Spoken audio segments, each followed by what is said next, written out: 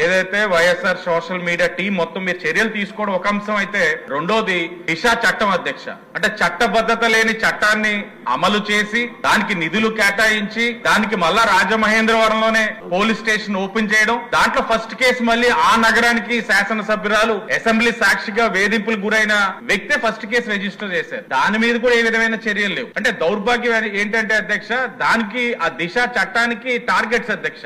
Law and order వారు, traffic వారు traffic signals దగ్గర ఆపడం, ఆడవాళ్ళతో డౌన్లోడ్ చేయిస్తే ఒక లెక్క అధ్యక్ష, కానీ మగవాళ్ళని కూడా ఆపించి దానికి టార్గెట్స్ డౌన్లోడ్ చేయించడం. అంటే అధికార యంత్రాంగాన్ని ఏ విధంగా వారు ఉపయోగించుకున్నారన్న దానికి ఇది ఒక నిదర్శనం అధ్యక్ష. మిమ్మల్ని కోరేది ఒకటి అసెంబ్లీ సాక్షిగా ఒక మహిళా ప్రజాప్రతినిధి పైన ఇలాంటి దుష్ప్రచారం చేసిన ఆ వైఎస్ఆర్ సిపి సోషల్ మీడియా ఆ అల్లరి మొక్కల్ని కఠినంగా శిక్షించడం ఒకటైతే, ఈ దిశ చట్టం ఏదైతే ఉందో చట్టబద్ధత లేని చట్టానికి నిధులు కేటాయించిన విధానం, దానిపైన ఎంక్వైరీ వేసి దానికి ఏ విధంగా ఖర్చు పెట్టారు నిధులు ఏవైనది అనే అన్నింటి మీద కూడా ఎంక్వైరీ చేయాలని మిమ్మల్ని కోరుతా ఉన్నా అధ్యక్ష. ధన్యవాదాలు.